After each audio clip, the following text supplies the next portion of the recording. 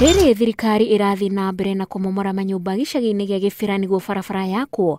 Ikundi cia gũtetera ihoto cia mũingĩ iroiga mũtaratara ucio wothe ni uragarara ihoto cia umundu. Inatakikana kuwa kabla ya kuwaondoa watu mahali kama Kibera kuwe na mpangilio maalum, watu wahesabiwe, gharama watakayopoteza ijulikane, kisha waonyeshwe wakihamishwa pale wataenda upande gani. Iroiga igoti ni rĩathĩte rũhonge rwa waki wa barabara rutikambe gũtharia nyũmba icio nginya arutwo a cukuru ithano iria irarĩ gũkũ mahinge cukuru. Nubian Rights Forum went to court and they got orders that a resettlement action plan needs to be put in place and genuine consultations need to be done to the people who will be affected by the road project. Ningĩ iroiga ni kurari na agreement atĩ thukuru iria irarĩ itũra-inĩ rĩu itigathario. Na katika ule mkutano tulikubaliana kuwa watu hawatahamishwa bila mpango kamili. Over 2,000 pupils were being affected, and most of them are due to sit for their exams very soon.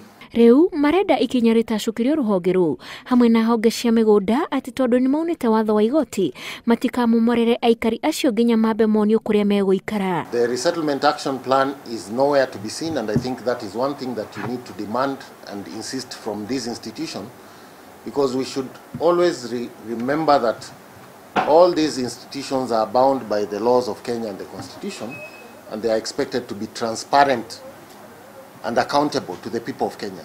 Aikari arĩa marahutirio nĩ umomori ucio nĩ makĩria ya 10,000.